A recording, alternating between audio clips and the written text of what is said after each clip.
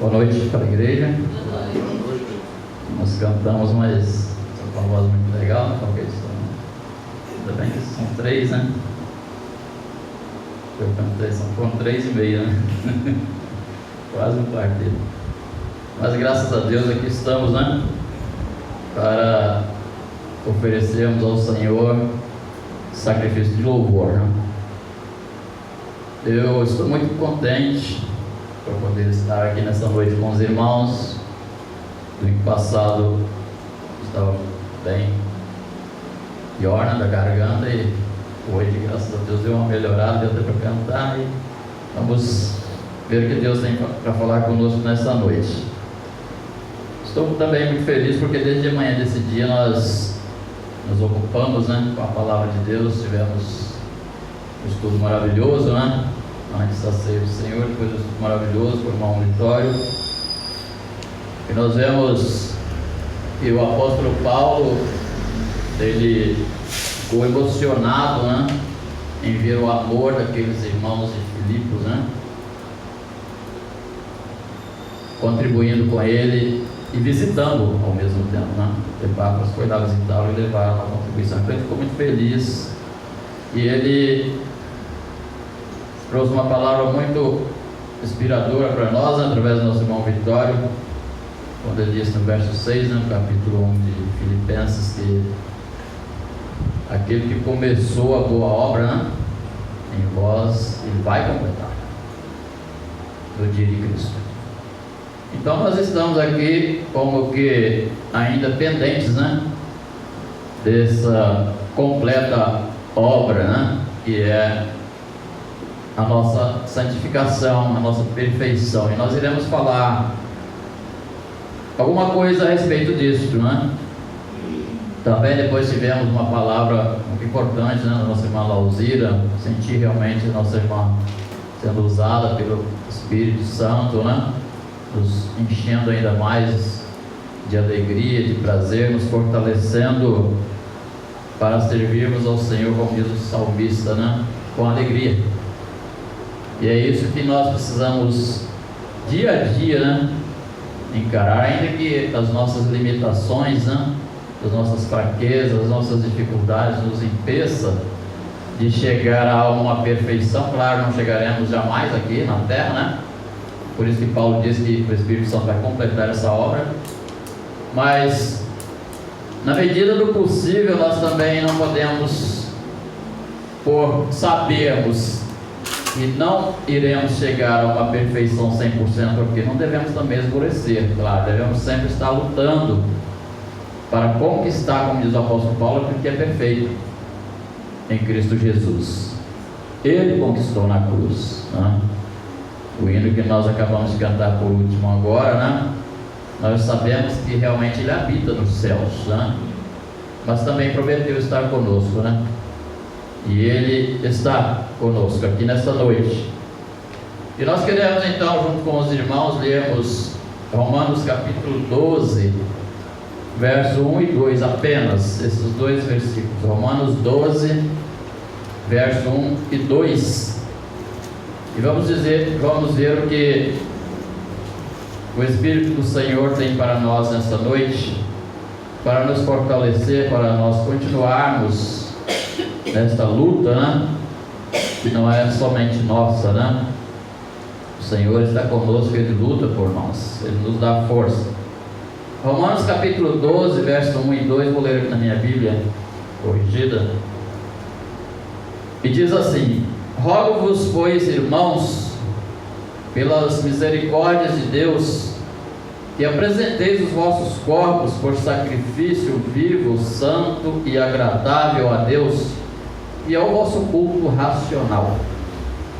E não vos conformeis com este século, outra tradução diz mundo, mas transformai-vos pela renovação da vossa mente, para que experimenteis qual seja a boa, agradável e perfeita vontade de Deus. Amém. Senhor nosso Deus, nosso Pai, nós te louvamos, te adoramos, na beleza da sua santidade. Te agradecemos, ó Pai, por podermos retornar nessa noite na casa do Senhor. Obrigado, Senhor, por podermos estar reunidos aqui na Tua igreja, para que juntos possamos receber a porção da Sua santa e bendita palavra, aquilo que o Senhor tem para nos ensinar nesta noite. Cremos que os louvores que aqui foram entoados chegaram à Tua presença como um cheiro, como perfume suave, como adoração ao Senhor. E agora nós queremos ouvir o Senhor falar conosco. Use-nos segundo a Tua vontade. Nós oramos agradecidos no nome do Senhor Jesus. Amém. Amém. Irmãos, esse versículo me chamou muita atenção. Comecei a fazer uma meditação nele ontem, né? E o apóstolo Paulo aqui, ele chama a atenção dos irmãos, né? Digamos hoje da igreja, né?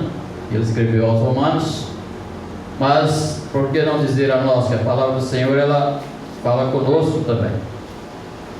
E o apóstolo Paulo chama a atenção aqui para o tipo de culto que a igreja deveria apresentar a Deus. Poderíamos então até perguntar: que tipo de culto estamos apresentando ao Senhor? É um culto inteligente, racional, espiritual? Ou apenas estamos como que vindo por obrigação e não por desejo de servir ao Senhor? Há uma diferença muito grande, né? Em sermos obrigados. Deus não nos obriga a nada, Ele até porque nem aceita os nossos louvores se nós fizermos alguma coisa por obrigação, com exceção de pregar o Evangelho. Paulo diz, né? Ai de mim se não pregar o Evangelho. Mas os nossos louvores, nossa adoração deve ser algo espontâneo. E quando é espiritual, é espontâneo. Quando é carnal, é por obrigação e não espontâneo. Eu fico me lembrando que o rei Davi, ele escreveu no Salmo 122, verso 1, dizendo: alegrei-me quando me disseram, vamos à casa do Senhor. Quando o homem, a mulher, os servos de Deus vivem uma experiência com Deus, sente no seu coração a alegria, o desejo de estar aqui. No capítulo 17 do Evangelho de Mateus, quando o Senhor Jesus subiu ao monte, chamado mais tarde de o Monte da Transfiguração, lá estava Pedro, Tiago e João com o Senhor. E quando eles viram aquela cena, né, da transfiguração do Senhor Jesus, e aparece de repente lá Moisés e Elias, o que Pedro diz? Senhor, bom é estarmos aqui. Porventura não é bom estarmos aqui, sabendo nós que o Senhor disse que Ele se faria presente onde estivesse 2 ou 3 reunidos no seu nome? Isso não significa ou não quer dizer 2 ou 3 pessoas. Pode ter aí 500 membros e ter apenas 2 ou 3 reunidos no nome do Senhor, o resto vieram por vir. É isso que Jesus quis dizer. Ele não estava dizendo apenas 2 ou 3 pessoas, mas reunidos no nome dele. Pode ser que tenha milhares de pessoas, centenas de pessoas, e não estão reunidos no nome do Senhor. É isso que Paulo está chamando a atenção aqui. Rogo-vos, pois, irmãos, pelas misericórdias de Deus, pela compaixão de Deus, uma outra tradução mais antiga, e apresenteis os vossos corpos em sacrifício. O que é então apresentar o nosso corpo em sacrifício? É fazer o que fizemos, sair dos nossos lares e vir para aqui, para adorar o Senhor. Queria eu estar em casa agora, claro. Quem gosta de ver a televisão, né? Assistir um rádio, assistir, quem sabe, um sermão. A nossa natureza carnal, ela não queria estar aqui. Isso é um sacrifício que nós fizemos para aqui estar, para adorar ao Senhor. É isso que Paulo está dizendo aqui: apresentem os vossos corpos. E quando se fala de sacrifício, nos remete à cruz. O sacrifício do Senhor Jesus Cristo foi aonde? Na cruz. viveu toda a sua vida evangelizando, curando, fazendo vários sinais, mas quando a Bíblia menciona de sacrifício, fala de cruz. E o apóstolo Paulo, então, quando ele escreve aos Gálatas, ele disse: não tenho que me gloriar a não ser na cruz de Cristo. E em Gálatas 2, versos 19 e 20, ele diz: trago no meu corpo as marcas do Senhor Jesus. Trago no meu corpo as marcas do Senhor Jesus. Isso é sacrifício. É dedicar a nossa vida à obra do Senhor, à adoração ao Senhor, em louvar ao Senhor, ainda que nos custe a vida, como custou para os apóstolos e profetas no passado. Os irmãos conhecem muito bem o capítulo 11 da carta aos Hebreus. Foram cerrados ao meio, foram degolados à espada, mortos à espada, foram crucificados, como Pedro e tantos outros, né? E não se importaram, porque estavam oferecendo a Deus sacrifício vivo, sacrifício espiritual. E Paulo então pede aqui: pelo amor de Deus, né? Vamos fazer isso. Às vezes a gente se preocupa, né? Principalmente nas igrejas que têm uma liderança como pastores e outros líderes, né? Talvez os membros fiquem preocupados em se apresentar ao pastor. Se eu não for, o pastor fulano de tal vai cobrar, né? Se eu não fizer isso ou aquilo, né? O pastor vai me cobrar. Esquece que o Supremo Pastor está de olho em nós, e ele vai cobrar muito mais que o pastor da igreja, do que a liderança da igreja. Então, claro, nós temos sim a obrigação, o dever, né, de estarmos aqui, mas que nós façamos isso voluntariamente, por amor, né, e não por obrigação. Isso que Paulo está dizendo aqui: por amor. Rogo-vos, pois, irmãos, pelo amor de Deus. Nova tradução, eu tenho uma Bíblia mais antiga que dizia isso, né? Pelo amor de Deus, pela misericórdia de Deus, que apresenteis os vossos corpos por sacrifício vivo. Isso faz parte da nossa adoração. Adoração não é só participar da ceia. Participar da ceia é o momento em que nós recordamos o que o Senhor Jesus fez por nós, que Deus, na pessoa de Cristo, fez por nós.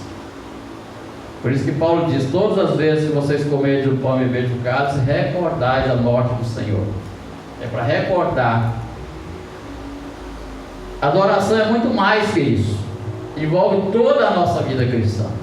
E Paulo então está recomendando aos irmãos aqui, até como que exigindo deles, né, quando ele diz: pela misericórdia de Deus, que apresenteis os vossos corpos, ou seja, não sejam preguiçosos, não fiquem em casa, saiam para fazer alguma coisa em favor, em prol do Evangelho. É isso, apresentar o nosso corpo em sacrifício vivo, porque a nossa natureza, como já disse anteriormente, é uma natureza preguiçosa, né? Nós queremos sempre ficar em casa, quando se diz, principalmente em relação aos cultos que deveríamos estar prestando a Deus voluntariamente, por prazer, por adoração ao Senhor. Fico lembrando que quando Deus chama Abraão para colocar ele à prova, né, com respeito a Isaac, seu filho, no capítulo 22 de Gênesis, no verso 5, Abraão vê um monte de longe e fala para os seus servidores, né, que acompanharam ele, Isaac, e disse para eles: ficai aqui. A adoração só pertence àqueles que são de Deus, aqueles que foram chamados para esse serviço. Então Abraão diz para eles: olha, vocês fiquem aqui com o jumento, eu e o meu rapaz iremos adorar, e havendo adorado, voltaremos. Adoração é para o povo de Deus, não é para qualquer um. Abraão permite que eles vá até o meio do caminho, mas quando chegam no lugar santo, onde eles deveriam Ele deveria oferecer Isaac em sacrifício. Ele diz: agora vocês ficam aqui. Eu e o meu rapaz iremos adorar. Adoração, irmãos, é algo muito sublime. É algo que nos coloca no topo da escada da fé. Adoração é algo muito sublime. Então Paulo roga que os irmãos apresentem os vossos corpos por sacrifício vivo. É um sacrifício, já disse. Mas ele continua dizendo, né? Sacrifício vivo, santo e agradável a Deus. Todos nós que um dia cremos no Senhor Jesus Cristo fomos santificados pelo sangue de Cristo. Nós, por nós mesmos, né? Ninguém por si só se santifica. Mas Paulo, quando ele escreve em Romanos capítulo 1, verso 7, ele diz assim: a todos os amados de Deus, chamados para serem santos. Eu digo que nós somos chamados, entendemos a mensagem do Evangelho, cremos no Senhor Jesus Cristo, nós somos santificados por Ele, por Cristo. E observem os irmãos que em todas as cartas que Paulo escreve, ele chama os irmãos de santos. 1 Coríntios, 2 Coríntios, Filipenses, Colossenses, ele sempre cita isso. Aos amados de Deus, chamados para serem santos. Efésios capítulo 1, verso 1, ele diz: aos santos e fiéis que vivem em Éfeso. E vai por aí, todas as cartas, inclusive a de Filipos, como nós passamos pelo estudo nesta manhã. Então, ser santo é nos abstermos, né? Uma vez santificados por Cristo, devemos viver essa vida de santificação, separados das coisas do mundo. Ser santo é ser separado para servir a Deus. É claro que enquanto nós estivermos no mundo, não há como fugir das tentações, das provações que há no mundo. Paulo, escrevendo 1 Coríntios capítulo 7, ele diz que necessário seria sair do mundo. Mas enquanto nós estivermos aqui, nós estamos sujeitos a enfrentar vários problemas. E precisamos então ficar atentos quanto a isso. Vivermos uma vida de santificação. Quando Paulo escreve 1 Tessalonicenses capítulo 5, verso 23, ele diz: o Deus da paz vos santifique em tudo, e o vosso corpo, alma e espírito sejam achados íntegros no dia de nosso Senhor Jesus Cristo. Ele nos santifica, Ele nos dá força para nós vivermos uma vida de santidade. E isso nos remete à leitura da palavra de Deus. Precisamos estudar sempre a palavra de Deus, buscar o Senhor, como diz o profeta Isaías, né? Enquanto se pode achar. E estamos sempre orando, buscando forças no Senhor para vivermos uma vida que agrade a Ele, uma vida de santificação. E como diz o apóstolo Paulo, e por fim, a vida eterna. Os vossos corpos por sacrifício vivo, santo e agradável a Deus. E isso agrada a Deus, que é o vosso culto racional. Fico lembrando que um certo dia, no capítulo 4 do Evangelho de João, está registrado o encontro do Senhor Jesus com a mulher samaritana. Todos os irmãos conhecem isso, né? As irmãs também. E ela então pergunta para o Senhor Jesus: olha, os judeus dizem que é lá em Jerusalém o lugar de adorar. Os nossos antepassados dizem que é nesse monte. Então o Senhor Jesus diz para ela: mulher, virá um dia em que vocês, ninguém, adorarão a Deus nem aqui nem lá, mas é onde você estiver, você será um adorador, uma adoradora de Deus, porque Deus é Espírito, disse o Senhor Jesus, e importa que os seus adoradores o adorem em Espírito e em verdade.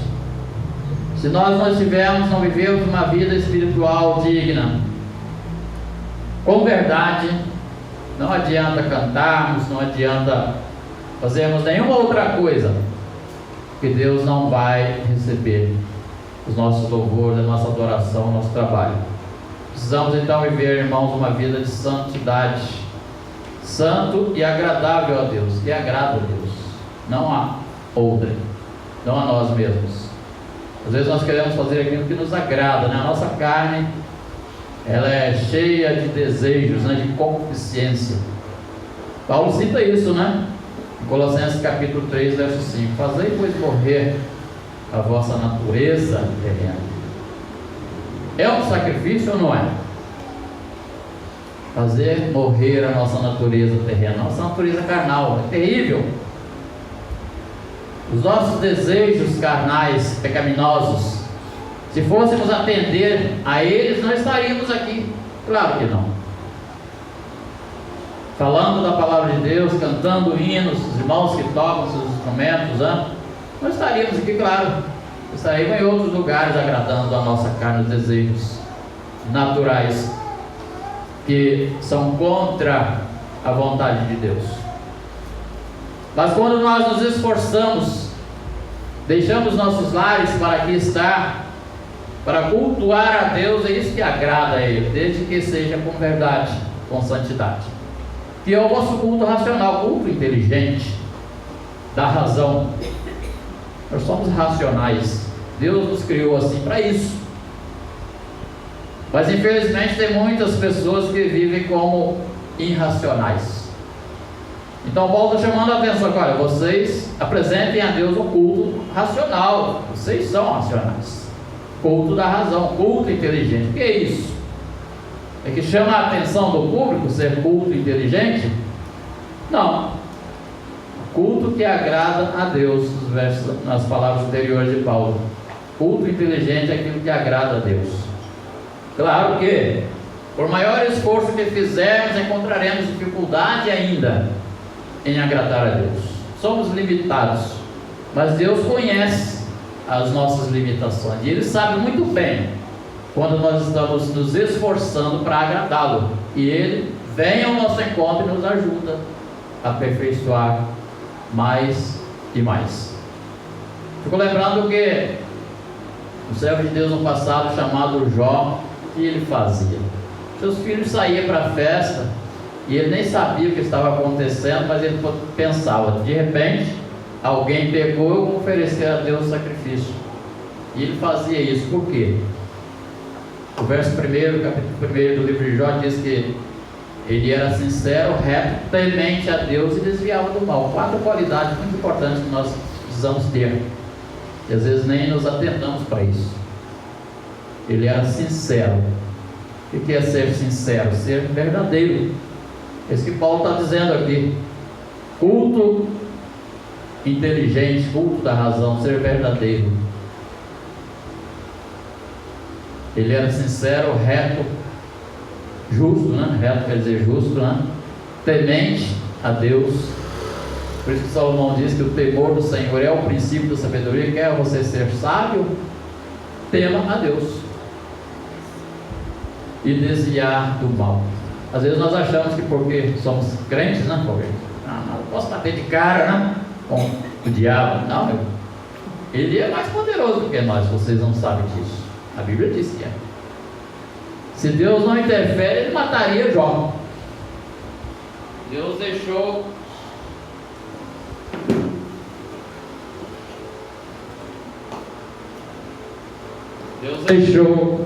que ele ferisse Jó da cabeça aos pés, mas disse: não tira a vida deles. Se Deus deixasse, ele tirava.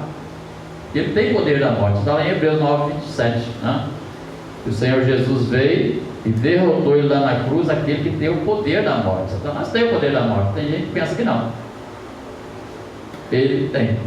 A única coisa que ele não te dá e nem nos dá a ninguém é vida. Por isso Jesus disse: eu lhes dou a vida eterna. Satanás não, ele tira. Então Paulo está chamando aqui, irmãos, a atenção da igreja para que apresentassem a Deus sacrifício vivo, santo e agradável a Deus, que é o nosso culto racional. Mas ele chama a atenção, continua chamando a atenção da igreja aqui. O que mais está acontecendo hoje é com crentes conformando-se com o mundo. Ele diz aqui então: e não vos conformeis com este século. A tradução mais antiga diz mundo, é a mesma coisa, né?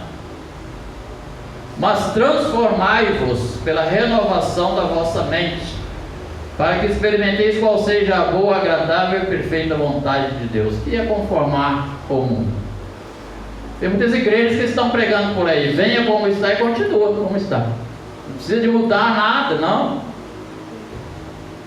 Deus quer o coração. Ao contrário disso, Paulo diz: corpo, alma e espírito. Deus quer o coração. É como se lá no céu fosse ter um depósito só de coração, não? Corpo e alma, e está lá. E Paulo diz que vai estar. 1 Coríntios capítulo 11, versos 51 ao 57, ele diz: eis que vos digo um mistério. Na verdade, nem todos dormiremos, mas transformados seremos todos num abrir e fechar de olho ao ressoar da última trombeta.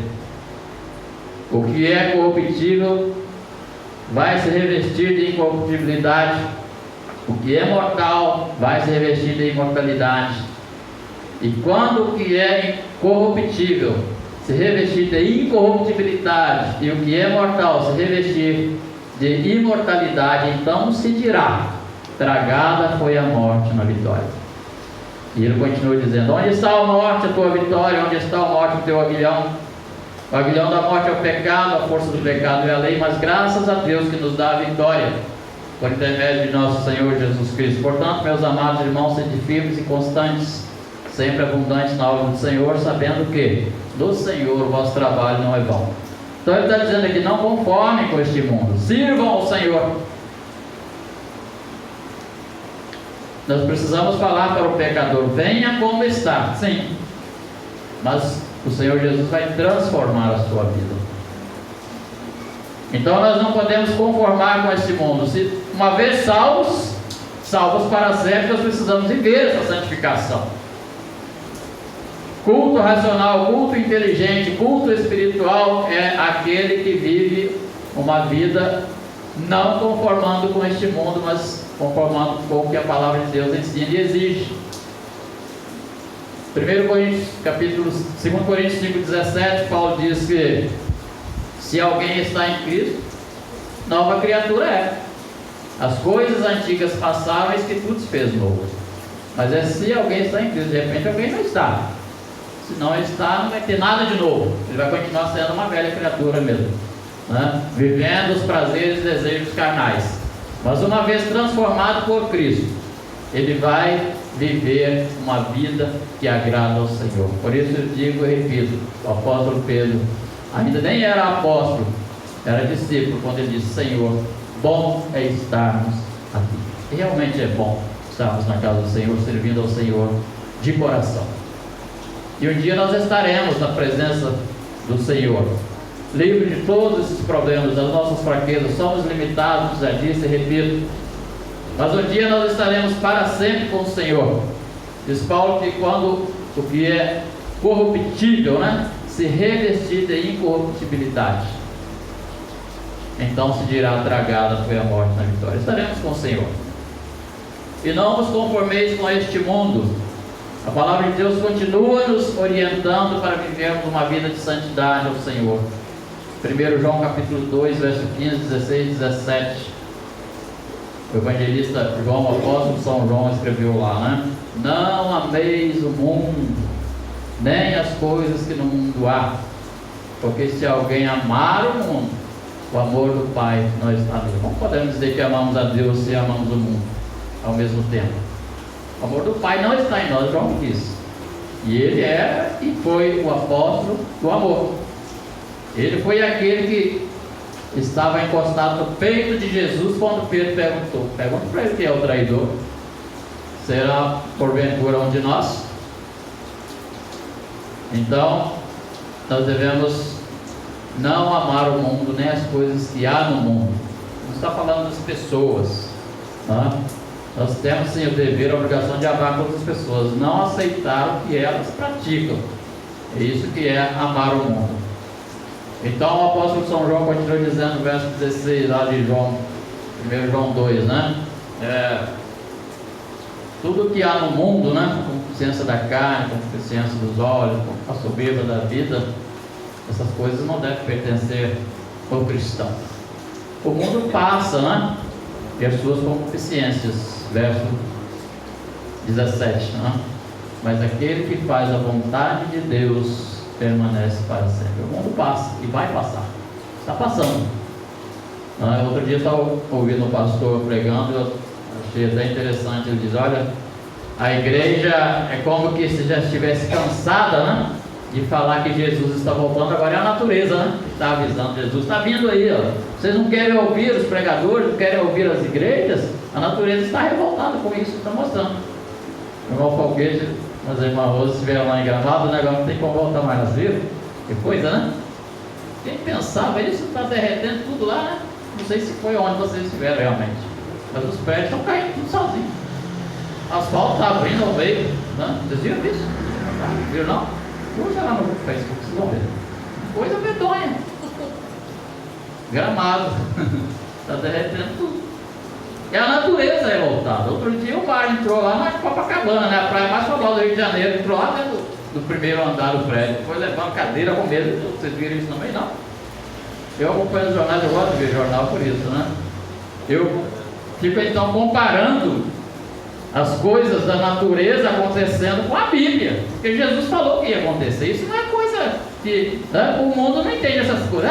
Isso é o mundo, né? É a natureza que está se manifestando, mas isso é normal. Alguém está colocando normal, não é normal, porque Jesus tinha dito: haverá sinal na lua, no sol, nas estrelas e na natureza. Então, está chegando esse dia. Então, irmãos, se nós possamos viver uma vida de santidade que agrada a Deus, né? Como diz o apóstolo Paulo, para que quando chegar aquele dia não sermos apanhados de surpresa, né? E possamos chegar na presença dele não envergonhados, né? Paulo diz isso: eu quero chegar na presença de Deus e não ter vergonha de chegar lá e dizer para ele o que eu fiz. O que nós estamos fazendo realmente? E não vos conformeis com este século, mas transformai-vos pela renovação da vossa mente, para que experimenteis qual seja a boa, agradável e perfeita vontade de Deus. É essa a vontade de Deus, não tem outra, né? A vontade de Deus é, em primeiro lugar, que ninguém se perca, diz o apóstolo Pedro, né? Que todos cheguem ao conhecimento da verdade, e chegando ao conhecimento da verdade, que vivam a verdade. Não fingir de crente, brincar de ser crente, né? Não existe essa coisa de brincar de ser crente com o Senhor Jesus, porque senão ele vai chegar no dia, né, do arrebatamento da igreja e vai dizer: nem conheço vocês.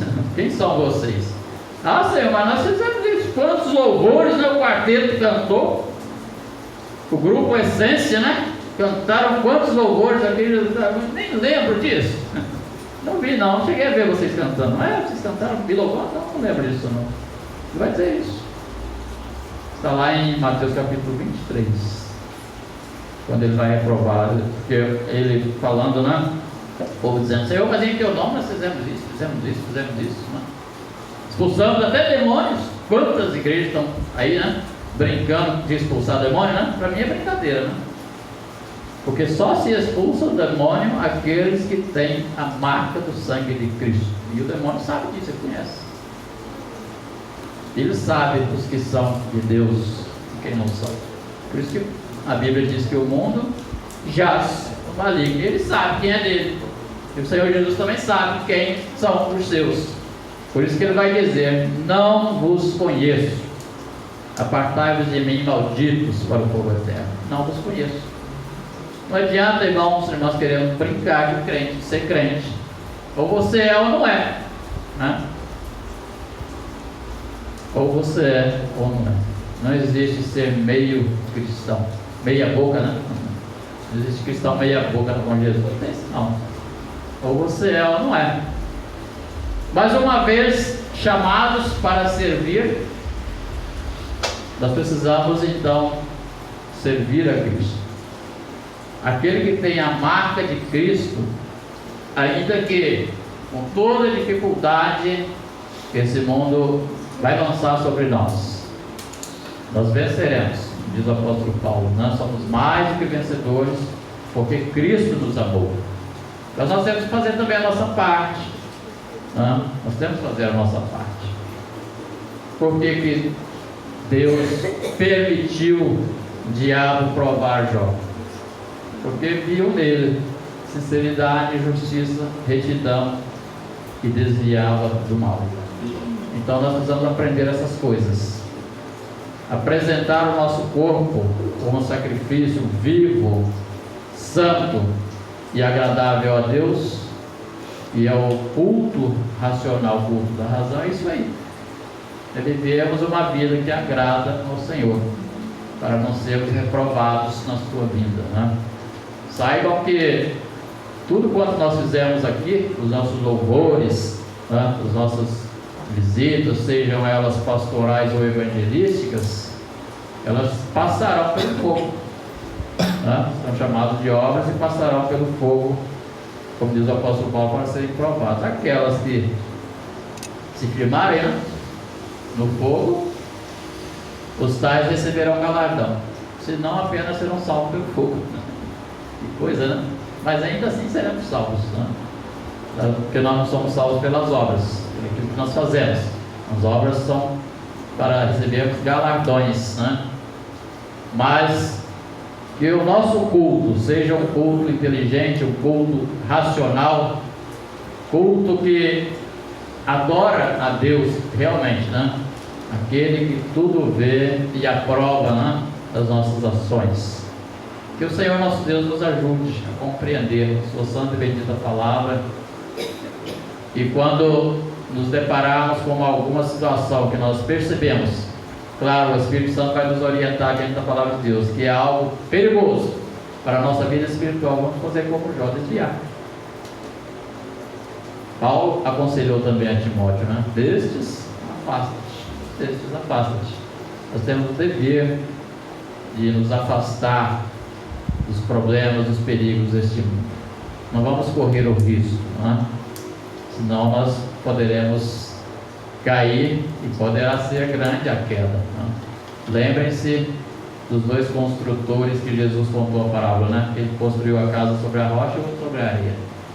Então não podemos brincar com as forças satânicas do mal.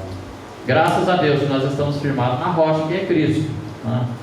E os ventos fortes virão, e nós precisamos estar firmes na palavra de Deus e na oração, para não vacilarmos. Vamos sempre estar vivendo uma vida que agrada ao Senhor. Esse culto que Paulo exige aqui dos irmãos, ele ensina à igreja em Roma, também a nós hoje, não diz também apenas vivos aqui, é onde nós estivermos, né? Onde nós estivermos, estaremos sempre com nossas mentes ligadas ao Senhor, né? Como se estivéssemos orando, né? Cultuar a Deus é viver toda a nossa vida para agradar a Deus, como Paulo diz, né? Orar sem cessar, né? Cultuar sem cessar, adorar a Deus sem cessar. Onde você estiver em perigo, né? Passar por alguma tribulação, como diz a palavra de Deus, cante louvores, né? Cante louvores. Essa é a melhor arma que nós temos para afastar os dardos inflamados do maligno. Que Deus nos abençoe e nos ajude, em nome do Senhor Jesus. Amém. Amém.